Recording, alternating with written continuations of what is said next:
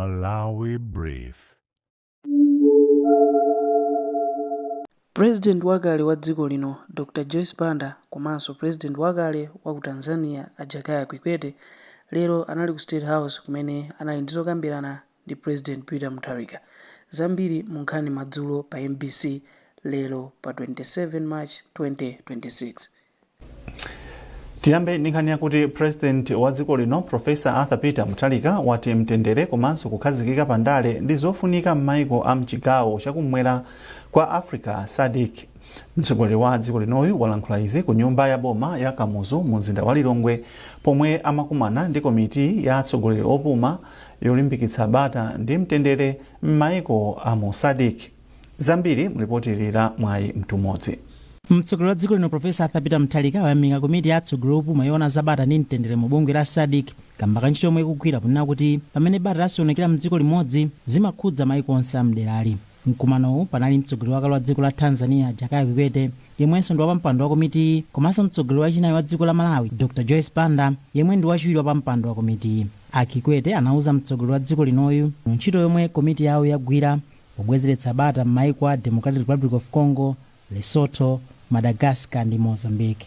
Iyo anati cholinga china cha msonkhanowu kunali kufotokozera mtsogoleri wa dziko lino ngati wapampando wa komiti yoona zakayendetsedwe ka ndale komanso chitetezo mdera la SADC pa ntchito yomwe komiti yawo ikugwira. Pakadali pano Dr. Banda watachiona cholemekezeka anasikidwa nawo kukhala mu komiti ndipo anakatumikira mdziko la Madagascar. Msonkhanowu ndi mbali imodzi yomva maganizo a atsogoleri a mbungwe la SADC pa nkhani yolimbikitsa bata ndi mtendere kumwera kwa Africa. Mwayi mtumodzi MBC Lilongwe. Wachiwiri kwa mtsogoleri wa dziko lino Dr. Jane Ansah wayamika dziko la German kamba kathandizo lomwe limapereka ku nthambi zosiyanasiyana zachitukuko za dziko lino.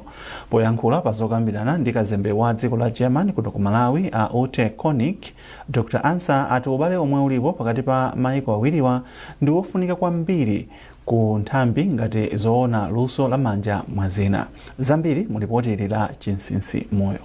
Wachiwiri kwa mtsogoleri wa dziko lino Dr. Jane Ansah lachisanu anachita zokambirana ndi kazembe wa dziko la Germany ku Malawi a Ute Konig zomwe cholinga chake zinali kulimbikitsa ubale pakati pa maiko awiriwa. Pa zokambiranazi Dr. Ansah anati dziko la Malawi limalemekeza ubale omwe ulipo komanso thandizo lomwe dziko lino limapeza ku boma la Germany ponena kuti ndi lolingana ndi ngodya zachitukuko za dziko lino. Iwo anatchulako kadaulo wa ntchito za luso la manja ngati zina zomwe dziko lino likupindula ponena kuti boma ndi lodzipereka kutukula ntchitozi. Dr. Ansah anaonjezera kunena kuti dziko la Malawi limatenga dziko la Germany kuti ndi lofunika kwambiri mu nthambi ya maphunziro. M'mawu ake kazembe wa Germany mdziko lino Ute Konig analengeza kuti boma la Germany laika 68.8 million euros ku dziko la Malawi mzaka ziwiri zikubwerazi zomwe cholinga chake ndi kuthandizira ntchito zachitukuko ngati nthambi ya maphunziro komanso chuma mwa zina. Konig anaonjezera kuti dziko la Germany lipitiriza kuthandiza dziko lino mu nthambi za maphunziro ndi zina. Zokambirana zomwe zinachitika pakati pa wachiwiri kwa mtsogoleri wa dziko linoyu komanso kazembe wa dziko la Germany ku Malawi ndi chizindikiro chachikulu kuti maiko awiriwa ali pa ubale okhazikika. Chinsinsi Moyo, MBC Lilongwe. Nduna yoona za chitetezo cha mdziko a Peter Mukito atsutsa malipoti oti chitetezo chasokonekera mdziko muno. A Mukito atsutsa izi mnyumba ya malamulo pomwe amayankha mafunso ochokera kwa aphungu okhudza za momwe chitetezo chilili mdziko muno. Beatrice Mwape ndi Catherine Banda alemba ripoti ili. Poyankhapo mafunso aphungu okhudza momwe chitetezo chilili mdziko muno, nduna za chitetezo a Peter Mukito ati ngakhale pali nkhawa pa milandu yakuphana ngakhalenso kusatsatira malamulo, Amalawi athe kusiyanitsa pa mphekesera zomwe zikumveka pa nkhanizi ndi momwe zinthu zilili kumbali ya chitetezo.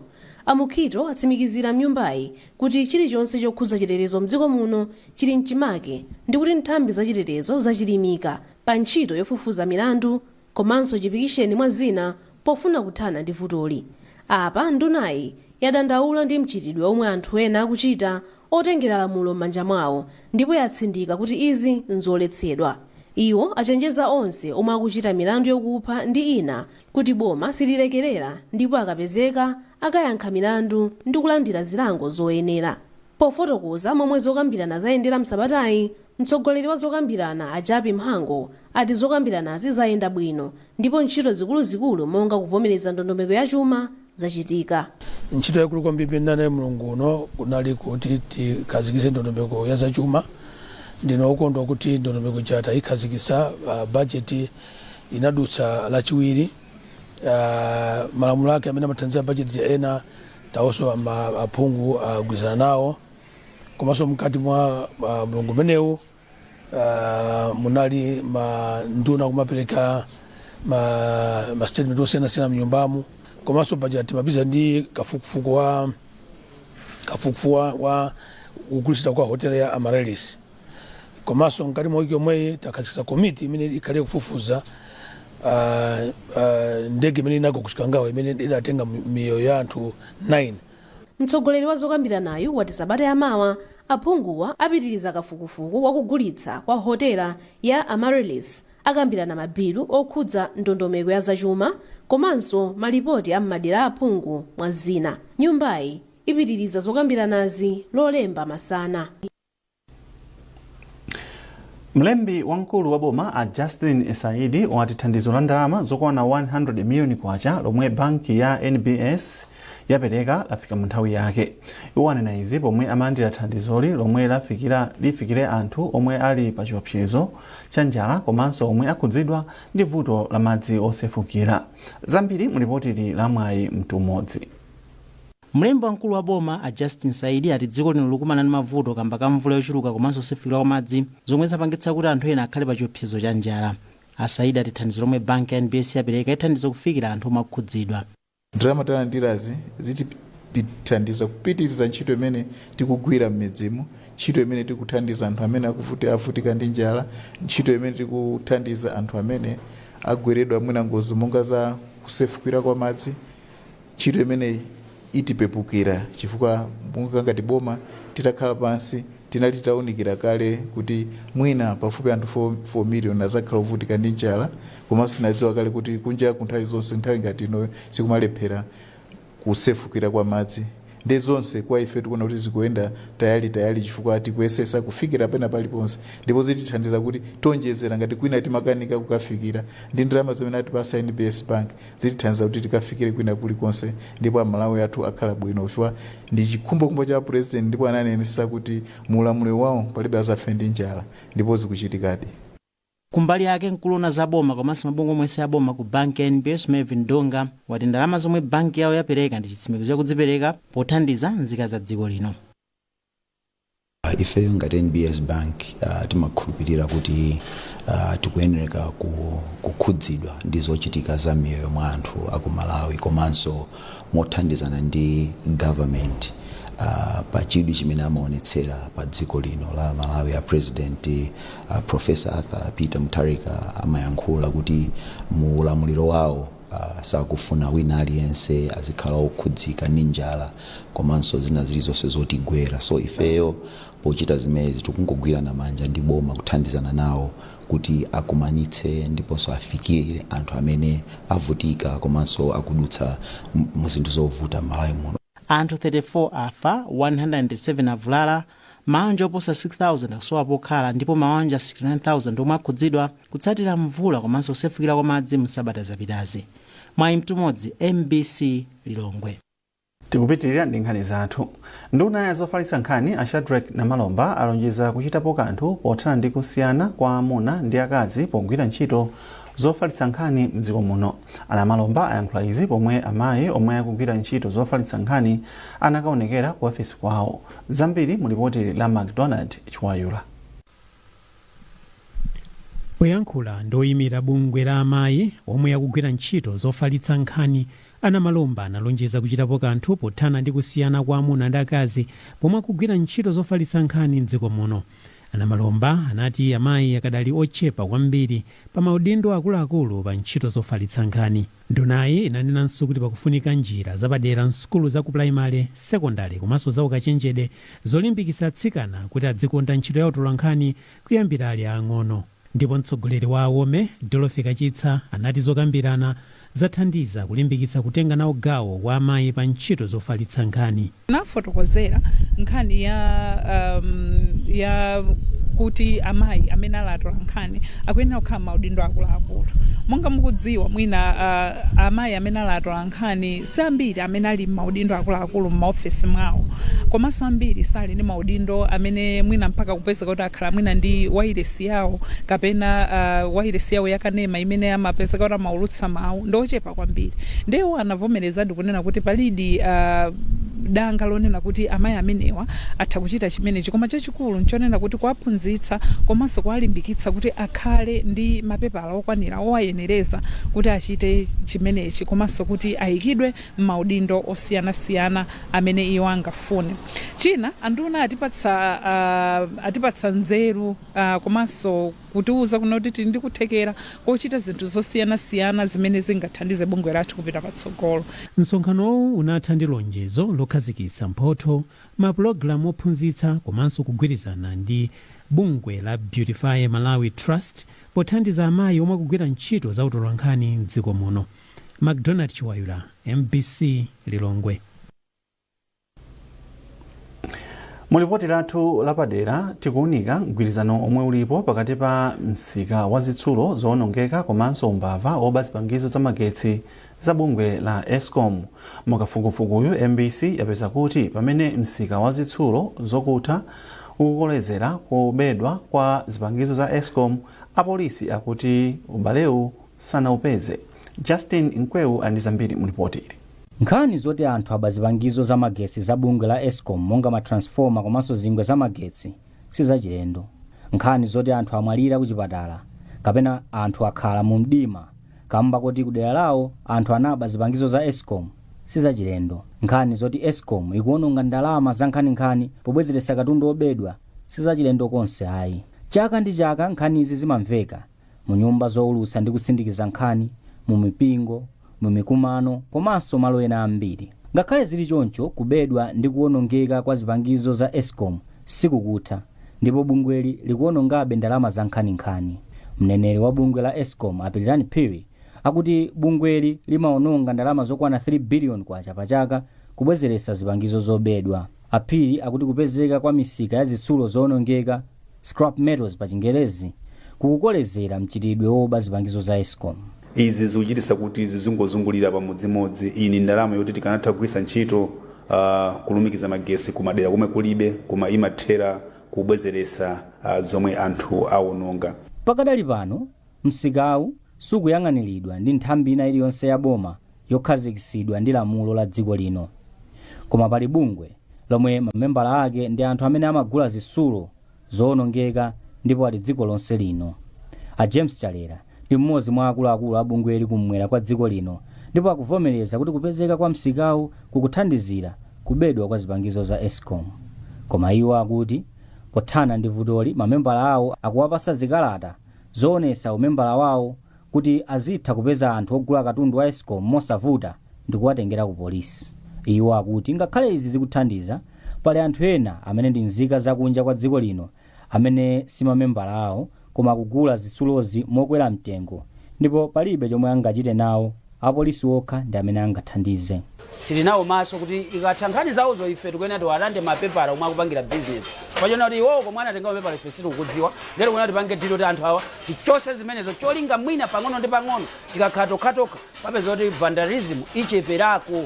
Potsimikizira izi, posachedwapa nzika ziwiri za dziko la India zinagwidwa ndi zingwe zotchedwa kopa za Eskom, zomwe nzikazo zimati ndi zitsulo zoonongeka. Pamene bungwe la Eskom komanso la anthu amene amagula ndi kugulitsa zitsulo zoonongeka akutsimikiza za ubale wapakati pa msika wa zitsulozi ndi kubedwa kwa zipangizo za Eskom, apolisi akuti ubalewu sanaupeze.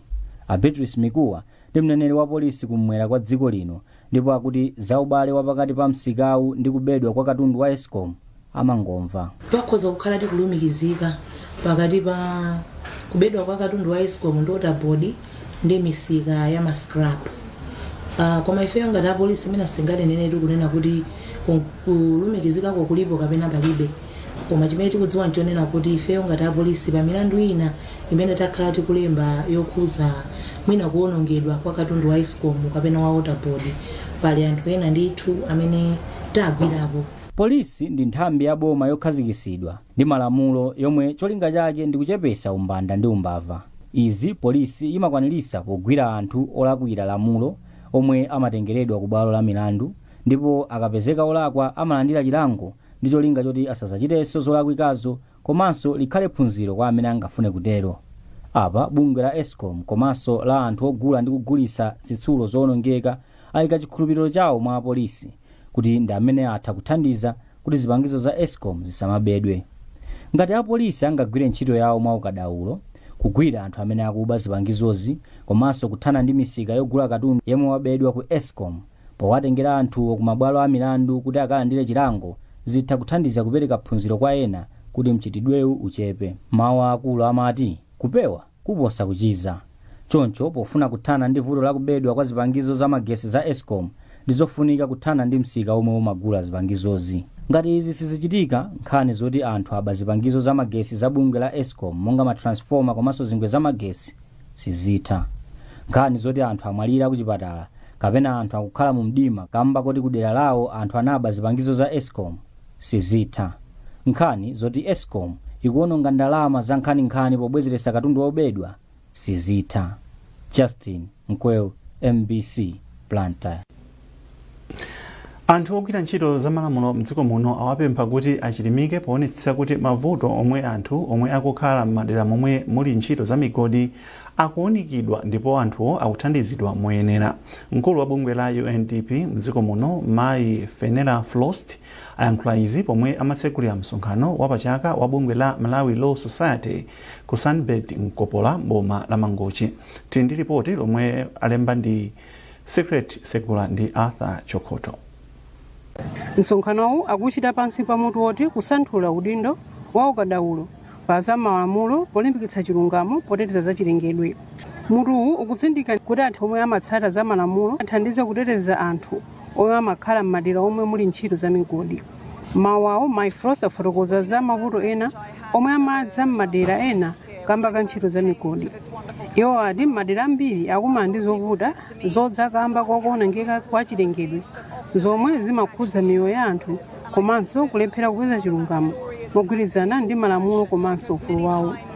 Mayi Frost achenjeza kuti malamulo okhudza kuteteza chilengedwe alipo koma atha kubweretsa mavuto ambiri ngakhale ntchito za migodi ndizofunika pothandiza kukweza chuma cha dziko. Mawu ake mkulu wa bungwe la Malawi Law Society a Davis Njovu atsindika kufunika kuonetsetsa kuti anthu ali ndi kuthekera popeza thandizo pa nkhani za malamulo okhudza chilengedwe. Iwo ati bungwe lawo lichilimika pogawa mauthenga ofunika okhudza malamulo oteteza chilengedwe.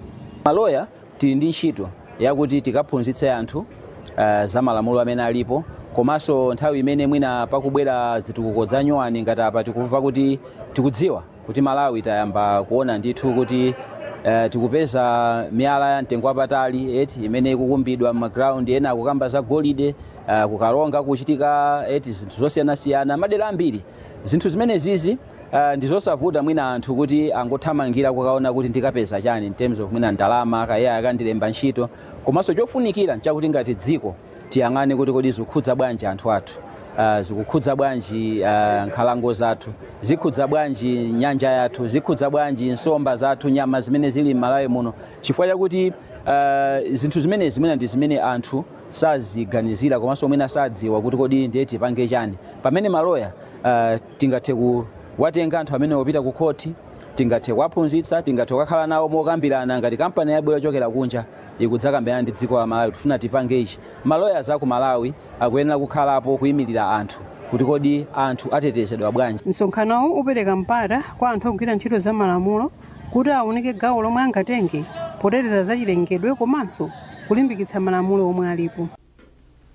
Munkhani za masewero, mtsogoleri wa bungwe la NAM Mayi Vitumbiko Gubuduza apempha kuti boma liganizire kuyika njira zina zofewetsera ntchito za makampani omwe amathandiza masewero mdziko muno. Ndipo pothirapo ndimanga mlembi munduna woona za chinyamata masewero ndi chikhalidwe a Jameson Ndalama atipempholi lafika munthawi yake.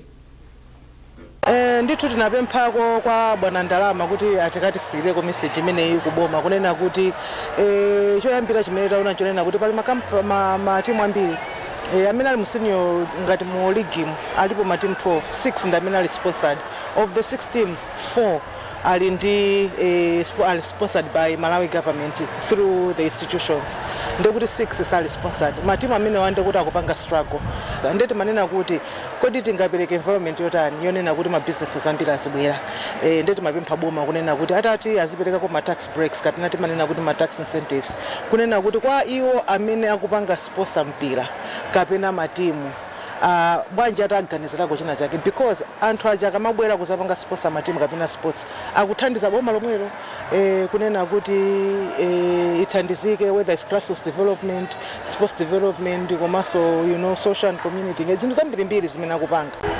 Tine kuti pakati pano pempha labwera nthawi yabwino tikuwunikiranso ndondomeko yoyendesa masewero mdziko muno choncho pempho limeneli lilowaso mmenemo kuti tione kuti zingathandize bwanji koma mwachidule tine kuti pemphero lamveka. Mlangizi wamkulu wa mtsogoleri wa dziko lino pa nkhani za chipembedzo Apostle Timothy Khoviwa wati mtsogoleri wa dziko lino Profesa Arthur Peter Mutharika wakhudzidwa ndi imfa ya m'busa Profesa Timothy Nyasulu yemwe anali wachiwiri kwa chancellor wa sukulu ya ukachenjede ya Livingstonia. Akhoviwa anena izi ku kachisi wa St Andrews CCP ku Mzuzu pamwambo operekeza thupi la m'busa Nyasulu. Blessings Gondwe ali ndi nkhani yonse. Anthu ochuluka anasonkhana pakachisi wa St Andrews CCP mu mzinda wa Mzuzu kumwambo operekeza malemu Profesa Timothy Nyasulu. Mawu ake mlangizi wamkulu wa mtsogoleri wa dziko lino pa nkhani za chipembedzo Apostle Timothy Khoviwa wati mtsogoleri wa dziko lino Profesa Arthur Peter Mutharika wakhudzika kwambiri ndi imfa ya Nyasulu omwe anali odzipereka pa nkhani ya chitukuko. Malinga ndi Khoviwa, President Mutharika wapepesa banja la Nyasulu ndi 5 million kwacha. Ndinabwera kunoko chifukwa chakuti a president ndamene anandituma akhudzika kwambiri ndi imfa imene chifukwa chonena kuti tinene moona mtima Dr. Nyasulu anali ngati bwenzi lenileni la president amalankhula nawo pafupi kuunikira zinthu zimene zingakhalire kuthandizira mbali zosiyanasiyana chifukwa chake a president zinapatsa chidwi chokuti asankhe kukhala chairperson wa Tobacco Control Commission and takhudzika kwambiri ngati boma chifukwa chake lero taonanso even a chief executive officer aku Tobacco Control Commission akudandaula ni misozi kuti akhala nawo miyezi 3 koma contribution yawo ku TCC kuchi inali yaikulu kwambiri. Mlembi wamkulu wa Synod ya Livingstonia m'busa William Tembo wati sinodi ndiyokhudzidwa ndi imfa ya m'busa Nyasulu yemwe ati amalumikizitsa anthu komanso kupititsa patsogolo maphunziro ndi ntchito za mpingo. Tizamsowa munthu amene ife ngati Synod ya Livingstonia chimatikhalira chapafupi kwambiri pamene pavuta ndi pamene timamuyitana tipika kuti atithandize. Mumagawo ambiri mmene mumativuta chimatikhalira chapafupi kwambiri. Anthu ena amakana koma Nyasulu amavomera. Chisanzo chimodzi university yathu pamene inafika povuta kwambiri ngati imodzi ya ma university private oyamba inafika pa stage yoti ikuthandithu azibusa ambiri anakana koma Nyasulu Synod itawafunsa kuti mungati ukayendesa university anavomereza bwinobwino koma amavomera pamene university yathu sinali pabwino koma lero si university yakula iwowo akutisiya akupita. Abusa Nyasulu anali chancellor wa sukulu ya ukachenjede ya Livingstonia komanso wapampando wa board ya Tobacco Commission. Iwo amwalira lachiwiri ali ndi zaka 64 ndipo thupi lawo lilowa m'manda loweruka lino ku Ekwendeni Mission m'boma la Mzimba. Blessings Gondwe, MBC, Mzuzu. Ndipo pomaliza nkhanizi pitirizani kupanga subscribe, like, share komanso comment. Ndipo pangani turn on ma notification kuti zapano zisamakuphonyeni.